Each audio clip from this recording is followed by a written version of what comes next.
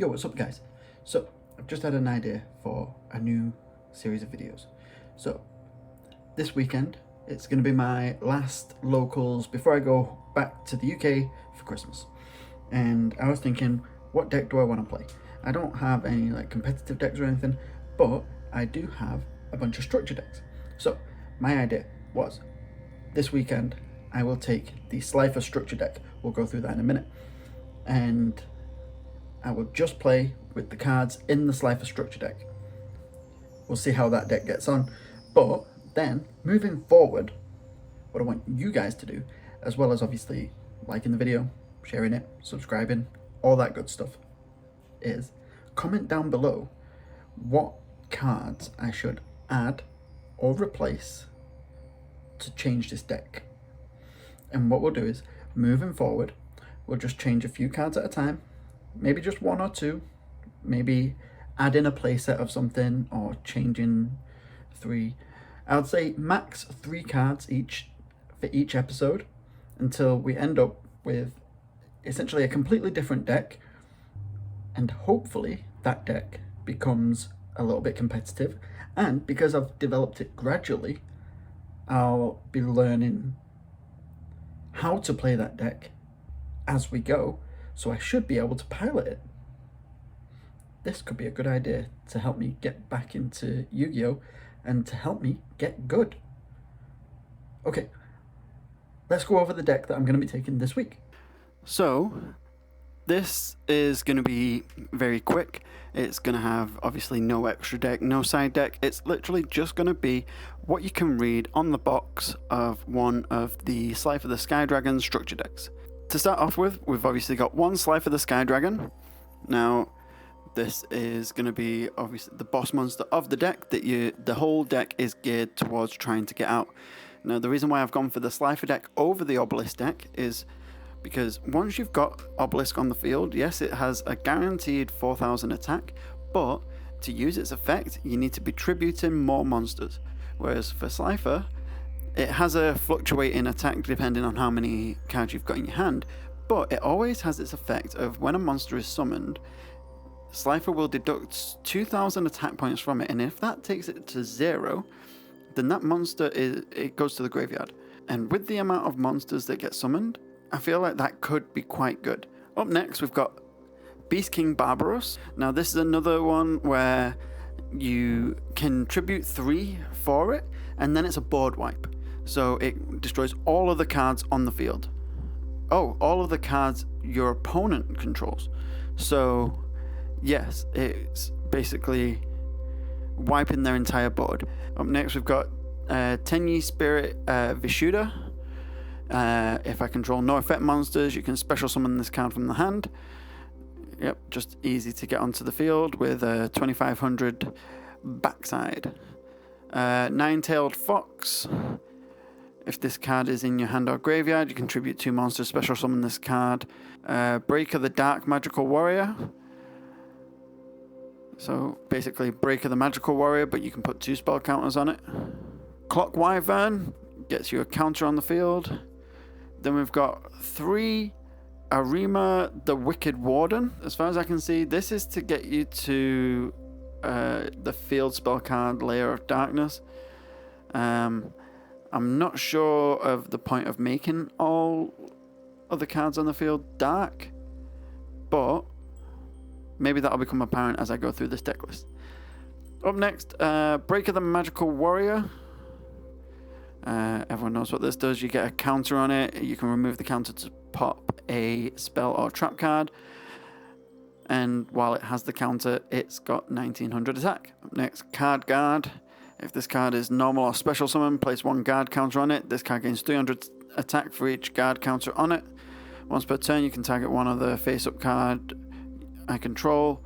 Remove 1 guard counter from this card, and if I do, place the guard counter on that target. If this card would ever be destroyed, remove 1 guard counter from it instead. I think this is one that would work better in multiples. I'm not sure why they've only put 1 copy of it in. I guess that's why people usually buy 3 copies of these decks. Up next, Phantom Sky Blaster. When this card is normal or flip summoned, you can special summon any number of Sky Blaster tokens up to the number of monsters you control. Another token generator for us. Millennium Seeker. When you take 1,000 or more battle damage, or battle or effect damage, sorry, you can special summon this card from your hand, so it gets you a monster on the field for free. Up next, we've got Duke Shade, the Sinister Shadow Lord.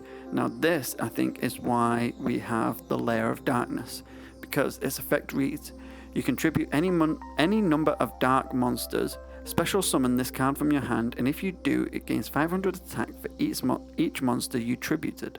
If this card is normal or special summoned, you can target one level 5 or higher dark monster in your graveyard, add it to your hand. Up next, Reactor Slime, another token generator. Not much to say about him. And then we've got Electromagnetic Turtle, a way of disrupting your opponent's battle phase. Tellus the Little Angel. Again, another token generator. Caligo Clawcrow. This is a free summon if you control a dark monster. And then finally for the monsters, we've got Scapegoat. This is a token generator as well. Onto the spells, we've got Draw of Fate. So if my life points are lower than my opponent's and they control the monster with the highest attack, I can reveal 3 cards from my deck with different names, place them on top of the deck in a random order, and then draw 1 card. Then we've got Harpy's Feather Duster, wipes out spells and traps from your opponent's board. Next, the True Name, so you declare 1 card name, excavate the top card from your deck. If the card excavated is the card name that I have declared, I can add it to my hand. Then I can either add to my hand or special summon 1 divine monster from my deck. Then we've got Card Advance, look at the top 5 cards from my deck, place them in any order. I can then also have 1 extra tribute summon for that turn. Pot of Avarice, I can target 5 monsters in the graveyard, put them back in the deck, and then shuffle, draw 2 cards. 1 Swords of Revealing Light, opponent can't attack for 3 turns. 1 Monster Reborn, everyone knows, summon a monster from the graveyard. 1-time passcode gets me a token. Soul Crossing, if I'm tribute summoning 1 divine beast monster, then I can tribute monsters from either my side or my opponent's side of the field. Excellent. 1 Book of Moon, flip an opponent's card face down. 1 Thunder Force Attack, this card's activation and effect cannot be negated. If you control a monster whose original name is Slifer the Sky Dragon, destroy as many face-up monsters your opponent controls as possible. Then, if you activated this card during your main phase, you can apply the following effect. Draw cards equal to the number of monsters destroyed by this effect and sent to your opponent's graveyard. Up next, 1 enemy controller can either switch the battle position of an opponent's monster or take control of it. 1 Supply Squad. Once per turn, if a monster I control is destroyed by battle or card effect, I can draw 1 card. March of the Monarchs. Tribute summon monsters I control cannot be destroyed by card effects. Also, neither player can target them with card effects. I cannot special summon monsters from the extra deck. So, if I'm playing this, I don't really want to be needing any extra deck monsters. Good job I don't have any. But it is a good way to stop Slifer being targeted. Layer of Darkness. All monsters on the field become dark. Reckless Greed. Draw 2 cards, skip 2 draw phases. The Golden Apples. So when I take battle damage while I control no monsters, I gain life points equal to the battle damage taken.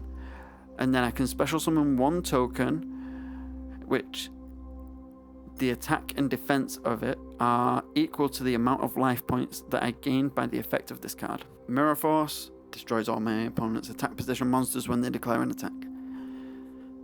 Back to the front, target 1 monster in your graveyard, special summon it in defense position. 1 Metal Reflect Slime becomes a monster on the field with 3000 defense. And then finally, Ultimate Divine Beast.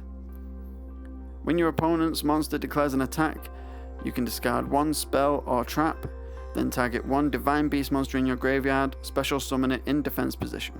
Then I can change the attack target to that monster. During the end phase, if you control a Divine Beast monster, you can destroy all face-up cards your opponent controls that activated their effect on the field this turn. Okay, and that's the 40 card list. If you guys can suggest for me down in the comments up to 3 cards to either add or change from this deck, we'll keep it to a limit of 3 per video. I can change those for the next one, and we'll see how that deck starts to perform. Eventually we'll probably end up changing all of the cards in this deck, but I want this to be a gradual thing. That's why I'm limiting it to 3. Okay, I'll see you tomorrow at Locals. Alright, so we've just pulled up at Locals. I've got about 15 minutes to go before everything starts. I've got my deck, I've got my playmat, I've got the camera. Let's get going.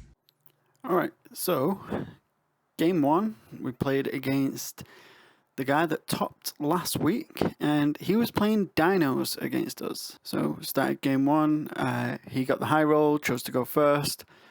Obviously I'm not playing any kind of hand traps, so he just went off. Obviously, as dinos tend to do, he was able to combo away and away and away and away and away and away. It felt like his turn took an eternity. So by the time he was finished with that, I was almost just ready to scoop there and then. But he got Conductor Tyrannos on the field and all other manner of stuff. The only thing I was able to do was normal summon Card Guard at 1900, try and hit into the Verte Anaconda, which he stopped with his Phoenix Enforcer, and that was it. That was basically game. So on to game 2, where I chose to go first. I special summoned my Tenyi, set 1 face down. I can't remember what monster I set, but it ended up not being important. And then set 1 back row. Again, can't remember what it was. Ended up not being important, because here he just went off again. I have nothing that can stop this. So once again, he got his Ultimate Conductor Tyrannos to the field, hit into all my monsters, and wipe them out, taking 1,000 points for each. And then on my turn, I summoned Breaker the Magical Warrior. Tried to use the effect to pop Dino World. I reborned my Tenyi and used one-time passcode to set a counter, which gave him 3 more monsters that he could attack with the Tyranno, dealing 3,000 more points of damage and leaving me open again for game. So that was dumb. Game 2 was against a guy playing Cyber Dragon. So in the first game here, he again got the high roll, chose to go first,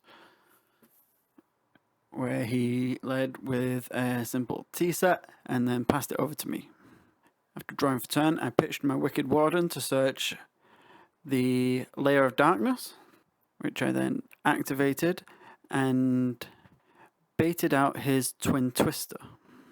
From there, I normal summoned my Phantom Sky Blaster, used its effect to generate a token, then activated Soul Crossing to tribute my Sky Blaster, the token, and his set monster to summon Slifer the Sky Dragon, which I was able to keep on the field for a few turns, dealing incrementally more damage till I got him down to about 1,000 life points, at which point he activated Dark Ruler No More, something like that, basically negating Slifer's effects.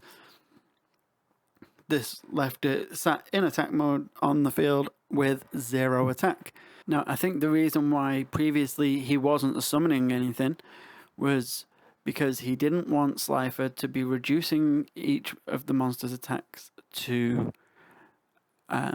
0 and just being destroyed instantly.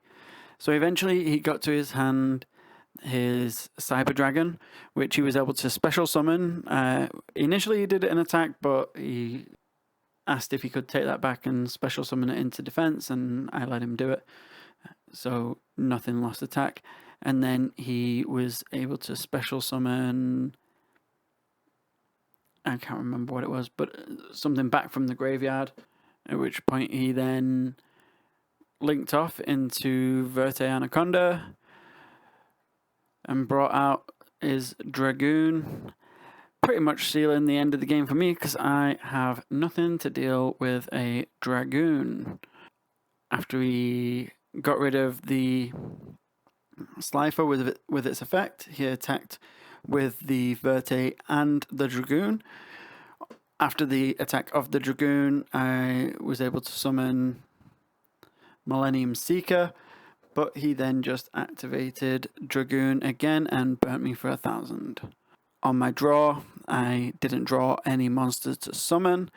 His life points were still lower than mine, so I couldn't activate the Draw of Fate that was in my hand, so there was nothing I could do. I scooped. Game 2 wasn't nearly as close. I chose to go first.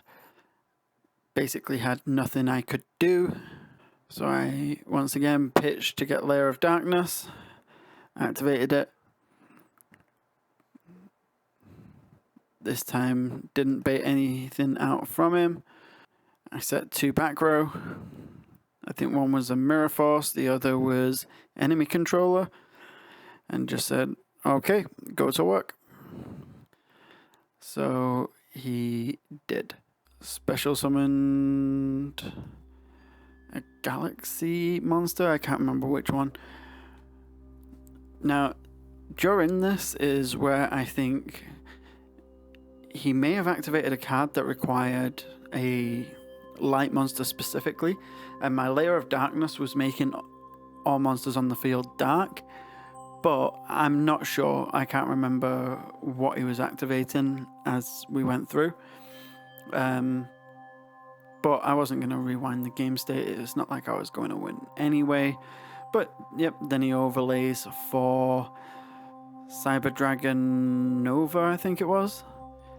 Eventually got to Cyber Dragon Infinity with a Red Eyes Dark Dragoon, basically tying up that game as well. So that's 0 and 2. The final games were real fast ones. I was playing against Tenyis. And honestly, this one is kind of a blur. I don't really remember what was happening during this. I was getting pretty hungry and ready to go home.